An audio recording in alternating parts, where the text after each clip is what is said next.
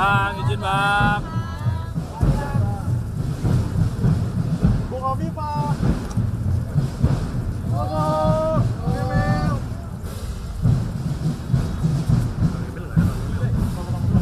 Salah tuh deh.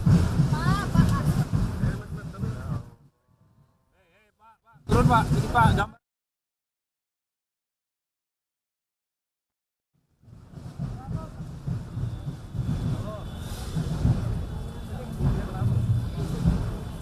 Bang, izin bang.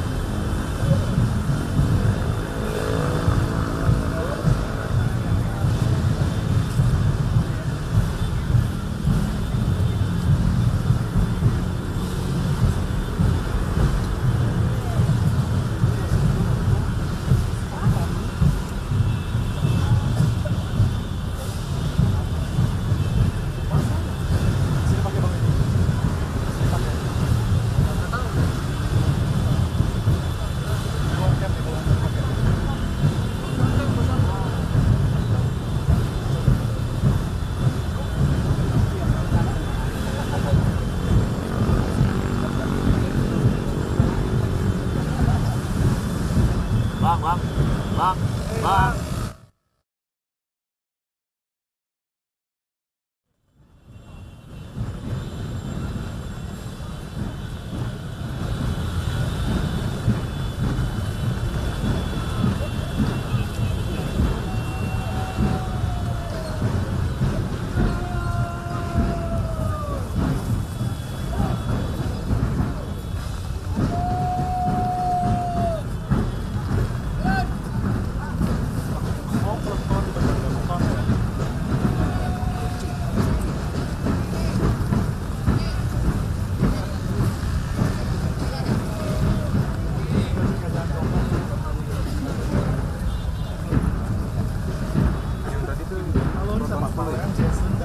Tiga tahun berapa? Itu ada yang bawa di depan. Yang mana? Udah lewat itu tuh orang tuh 10 kan? Oh itu tuh. Iya.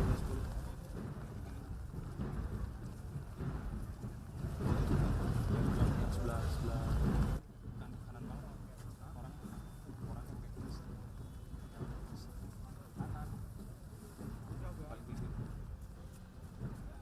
Op, pak, kamera pak.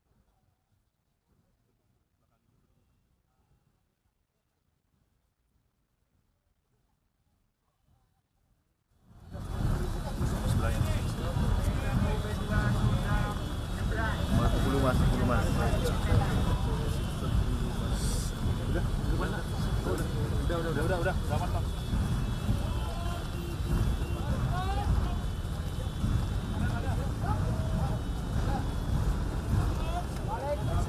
Pak, izin pak, gambar pak.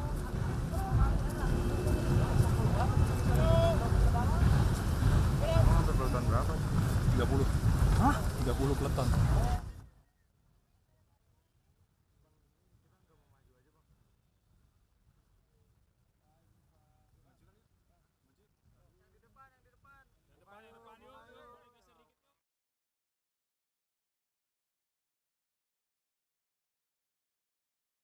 Kompas TV bersama saya Putri Oktaviani hari ini terkait dengan gladi bersih pelantikan kepala daerah dan wakil kepala daerah terpilih di pemilu 2024 yang saat ini berlangsung di kawasan Monas, Jakarta Pusat.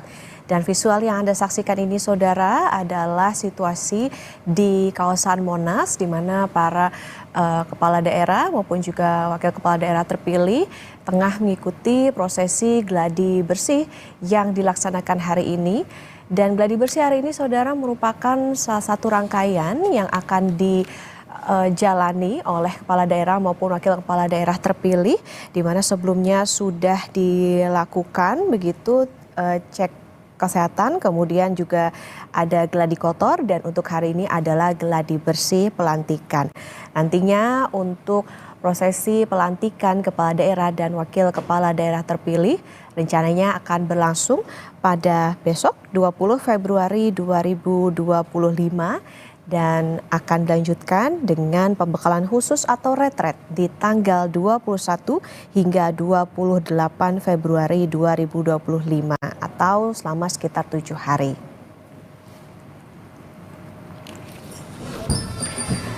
Dan untuk mengetahui situasi terkini di sana, akan ada atau kita terhubung dengan jurnalis Kompas TV Niko Anggriawan dan juga juru kamera Andika Ahadiat di sana. Niko, selamat pagi. Seperti apa saat ini proses yang sedang dijalankan dalam gladi bersih, sampai pukul berapa? Kemudian sudah ada siapa saja yang hadir, Niko? Ya, prosesi dari gladi bersih jelang pelantikan kepala daerah 2002 yang terpilih dalam Pilkada 2024 ini sudah dilakukan sekitar pukul 8:30 waktu Indonesia Barat, yang mana tadinya para kepala daerah terpilih ini, Okta dan juga saudara, sempat di holding dulu atau ditahan dulu di kawasan Silang Monas atau tepatnya di Taman Pandang Monas sebelum nantinya sebelum akhirnya pada hingga saat ini para kepala daerah yang terbagi menjadi 30 kelompok atau 30 peleton ini sudah melaksanakan kirap perjalanan secara berjalan kaki ke Istana Negara. Dan hingga saat ini prosesi gladi bersih di kawasan Silang Monas sendiri, para kepala daerah terpilih ini sudah masuk ke dalam Istana Negara untuk menjalankan proses gladi bersih.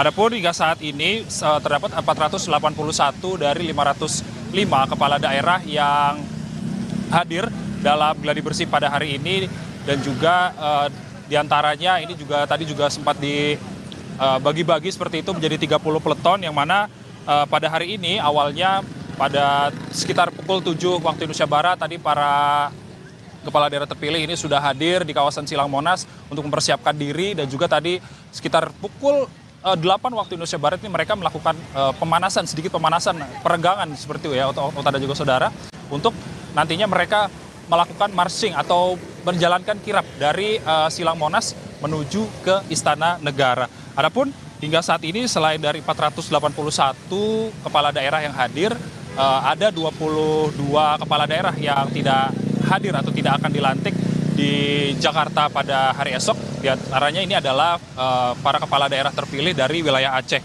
yang mana dari wilayah Aceh sendiri gubernur dan wakil gubernur di wilayah Aceh tersebut ini sudah dilakukan pelantikan oleh Mendagri dan juga Mahkamah Syariah.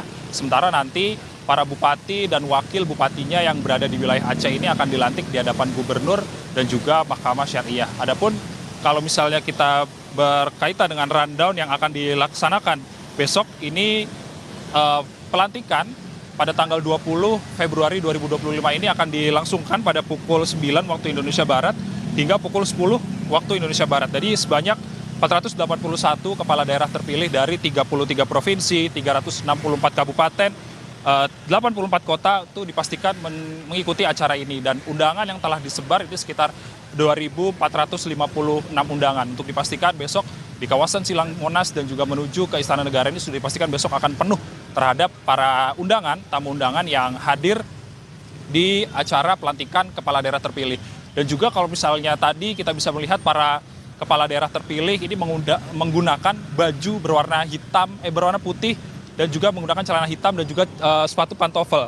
Karena sebelumnya, di hari sebelumnya ini pada gladi kotor kemarin direncanakan para kepala daerah terpilih yang akan melaksanakan gladi bersih ini akan dilangsungkan menggunakan pakaian dinas upacara seperti itu. Namun ada beberapa protes dari sejumlah kepala daerah terkait dengan penggunaan pakaian dinas, karena mereka protes akibat mereka hanya membawa stok baju yang sedikit seperti itu.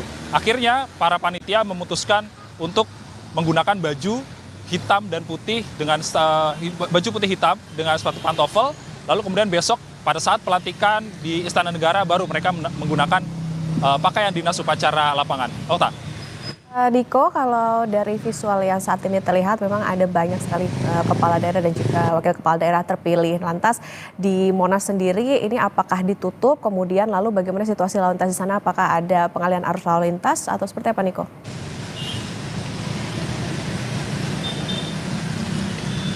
Ya, Okta, untuk kawasan Silang Monas atau kawasan tempat wisata Monas ini pada tanggal 19 hingga 20 Februari 2025 ini akan ditutup dari wisatawan, dan juga kalau misalnya kita melihat aktivitas lalu lintas di kawasan Silang Monas terutama di kawasan Simpang Merdeka Timur dan juga di Jalan Merdeka Utara ini sebaiknya para masyarakat untuk menghindari jalan-jalan tersebut, karena kalau misalnya kita melihat pada pagi hari ini yang terdampak dari kirap para kepala daerah terpilih menuju Istana Negara saja sudah menyebabkan kemacetan yang lumayan seperti itu. Dan oleh karena itu pada hari esok, pada tanggal 20 atau tepatnya di hari H, maka dari itu masyarakat bisa untuk menghindari kawasan jalan di Silang Monas dan juga di depan Istana Negara untuk menghindari kepadatan arus lalu lintas. Okta. Atas laporan Anda, jurnalis Kompas TV Niko Anggriawan dan juru kamera Andika Ahadiat melaporkan dari kawasan Monas, Jakarta. Ya saudara, ini adalah situasi terkini di sekitar kawasan Monas, Jakarta yang tadi kalau dikatakan oleh jurnalis Kompas TV Niko Anggriawan yang memantau di sana bahwa di tanggal 19 sampai 20 Februari ini memang ditutup, tapi memang aktivitas lalu lintas di sekitar kawasan Monas ini perlu menjadi catatan bagi Anda yang akan beraktivitas karena menghindari adanya kepadatan imbas dari gladi bersih yang dilakukan pada hari ini untuk kepala daerah dan juga wakil kepala daerah terpilih yang tadi sudah mulai begitu atau sudah mulai ramai berdatangan di pukul 7 waktu Indonesia Barat. Mana hari ini akan diikuti oleh sekitar 481 kepala daerah maupun juga wakil kepala daerah terpilih. Dan Breaking News Kompas TV, saudara, akan kami upaya terbaik ketika menyampaikan berita. Saudara, Anda masih berada di Breaking News Kompas TV dan hari ini para kepala daerah terpilih mengikuti gladi bersih untuk dilantik pada esok hari. Dan kita akan bahas mengenai jelang pelantikan kepala daerah dengan pengambil kebijakan publik Agus Pambagio. Selamat pagi Pak Agus. Ya, selamat pagi. Ya, Pak Agus, gladi bersih ini kan dilakukan pada hari ini, nantinya dilanjutkan dengan pelantikan. Apa sebetulnya output dari persiapan ini hingga pelantikan? Apakah dengan rangkaian yang begitu panjang dari kemarin cek kesehatan, kemudian gladi kotor, gladi bersih, bahkan nanti dilanjutkan dengan retret setelah pelantikan ini bisa menghasilkan kebijakan yang baik begitu bagi daerah? Enggak lah, ini malah pemborosan kan. Katanya suruh berhemat. Ini kan pesta yang berkepanjangan kan, kayak orang nikah 7 hari 7 malam gitu. Kenapa sih bisa aja dilantik? Gitu, perkara mau retret mau apa ya nanti saja. Kan nggak usah gladi bersih, biasa aja lah. Maksud saya ini berapa total biayanya? Coba diminta pemerintah declare total biaya pelantikan ini berapa. Gitu. Kan masih banyak, katanya suruh berhemat, tidak boleh banyak seremoni, ini banyak banget seremoninya. Dan tidak ada jaminan bahwa nanti setelah diretret ya akan keluar kebijakan yang itu kan, ini semuanya politik gitu. Jadi tidak bisa dikaitkan dengan masalah retret lah, masalah. Ya penyamaan profesi boleh lah, kayak kita zaman dulu kuliah ada ospek, oke. Tapi tidak ada jaminan. Ya Pak Agus, tapi kan memang kemarin Mendagri Tito Karnavian mengatakan bahwa ini justru lebih hemat dibandingkan dengan pelantikan masing-masing di daerah mereka. Lebih apa? Lebih apa? Lebih hemat dilantik secara langsung, secara bersamaan, secara serentak dibandingkan dengan dilantik masing-masing di masing-masing daerah para kepala daerah ini. Iya, itu makanya saya pengen tahu berapa sih biayanya gitu ya. Kan kalau sudah ada larangan Perpres Impres 1 itu ya sudah, tidak usah pakai seremoni, dilantik saja. Yang melantik siapa pakai online kan bisa. Namanya mau berhemat. Kan itu untuk memberikan sajian makanan dan sebagainya cukup besar. Itu berapa? Jadi gini, pimpinan tidak boleh memaksa rakyatnya berhemat kalau dia sendiri tidak berhemat gitu loh. Pak Agus, dari rangkaian yang sebegitu panjang ini artinya memang lebih baik dilantik di... Bagaimana? Sebentar, saya turun dari mobil nih tim mendadak. Gimana? Artinya memang lebih baik di masing-masing daerah begitu Pak, tidak dibawa Iya, ke Jakarta. masing-masing daerah dan pakai online saja kan? Kan bisa. Oke. Kan semuanya katanya mau online, pakai working from mana lah. Ya sudah, online saja. Kan hemat toh. Iya, termasuk soal retret Pak, seberapa efektif para kepala daerah ini membutuhkan pembekalan nantinya dalam bertugas begitu selama menjabat? Ginilah, ini kan kita lihat saja pimpinan negara semuanya kebanyakan politisi bukan teknokrat. Jadi berpikiran yang efisiensi yang apa itu menurut saya tidak yakin itu bisa terjadi. Ya ini seremonial saja. Retret itu memang bagus untuk penyatuan visi dan sebagainya, tapi begitu dilepas di masing daerah, apakah unsur politik tidak berperan keras di situ dibanding unsur teknokrasinya? Karena masyarakat perlu segera ada bantuan bagaimana merescue mereka supaya tidak hidupnya semakin sulit. Bagaimana penyediaan lapangan pekerjaan? Apakah bisa dengan retret? Bagaimana penyediaan lapangan pekerjaan yang efektif? Di mana banyak orang-orang yang sekarang di PHK bisa bekerja kembali? Bagaimana membangun sekolah sementara uangnya nggak ada, semua dihabisin untuk MBG. Saya sih setuju dengan MBG, tapi apakah anak-anak yang gizinya bagus nanti bisa sekolah kalau sekolahnya tidak ada misalnya? Jembatan penyeberangan tidak ada, harus menyeberang di sungai misalnya. Itu kan hal-hal dasar yang harus dipikirkan tanpa retret. Oke, Pak, tapi ada kepala daerah maupun juga kepala daerah yang bisa dikatakan ini menjadi pengalaman yang baru begitu atau nantinya menjadi jabatan yang baru, jadi ada yang bukan petahana begitu Pak. Apakah ini juga perlu adanya retret tersebut? Setidaknya ada dampak positifnya Pak? Gini, kita prinsipnya sesuai Impres 1 2025-nya Presiden, bahwa kita semua harus berhemat, hilangkan semua seremonial yang tidak perlu.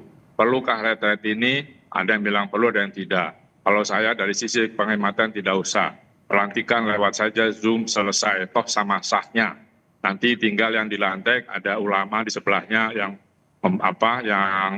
untuk pemberian sumpah dan sebagainya. Cukup singkat dan tidak usah kemana-mana biaya pengamanan, biaya ini itu.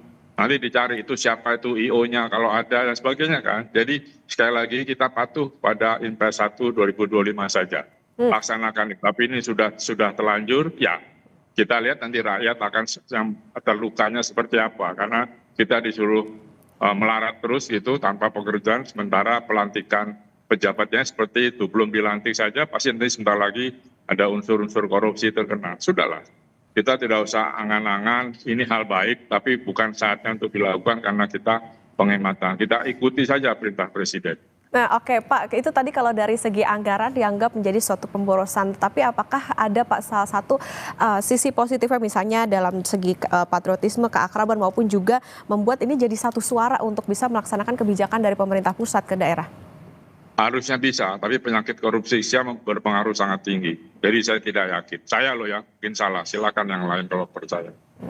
Oke, baik, ini tentu bisa menjadi catatan bagi pemerintah pusat juga bahwa di saat semuanya dibutuhkan untuk efisiensi dan juga penghematan justru dilakukan pelantikan kepala daerah ini. Tapi tentu yang harapannya adalah bisa menyelaraskan antara kebijakan yang baik dari pusat ke daerah. Terima kasih atas perspektif di Breaking News Kompas TV, Pak Agus Pambagio, pengambil kebijakan publik. Sehat selalu Pak Agus. Terima kasih.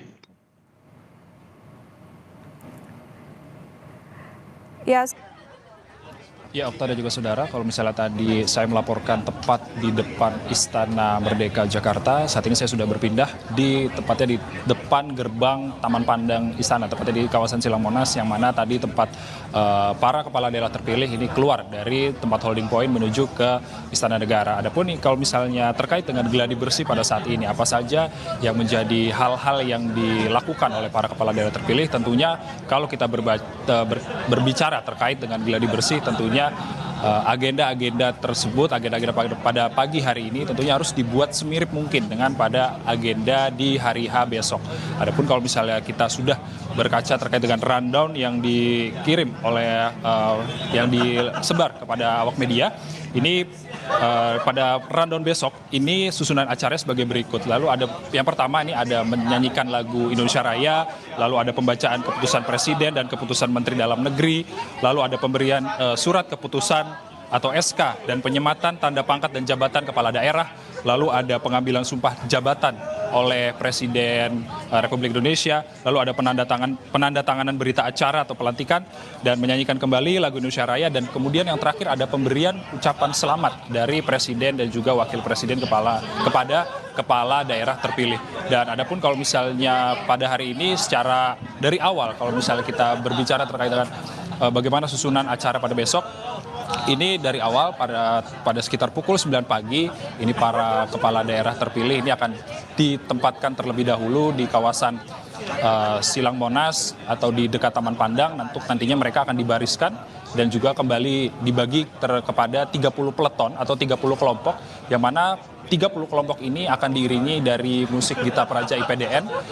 Lalu kemudian setelah dari holding point atau tempat mereka berkumpul, awalnya mereka dibariskan lalu berurutan dari peleton 1 hingga sampai peleton 30 untuk mereka menjalankan kirap menuju Istana Negara untuk nantinya mereka akan dilantik oleh Presiden Prabowo Subianto. Adapun kalau misalnya terakhir pada acara besok ini sekiranya akan dimulai pada pukul 9 waktu Indonesia Barat hingga pukul 10 waktu Indonesia Barat. Dan sebelumnya ini merupakan rangkaian acara pelantikan kepala daerah terpilih setelah kemarin gladi kotor ini dilaksanakan pada tanggal 18 Februari 2025, yang mana kemarin agendanya ini hanya latihan-latihan dasar seperti latihan baris berbaris, latihan berjalan kaki, lalu latihan dasar untuk mereka berjalan secara seirama dari holding point menuju ke Istana Negara. Adapun sekarang juga dilaksanakan gladi bersih, lalu besok dilaksanakan pelantikan atau hari H, dan setelah pelantikan ini para kepala daerah terpilih akan melangsungkan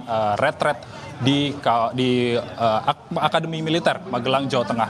Dan agenda gladi bersih dan juga pelantikan di Istana Negara ini merupakan yang pertama dari sejarah Indonesia, yang mana para kepala daerah terpilih ini dikumpulkan menjadi satu.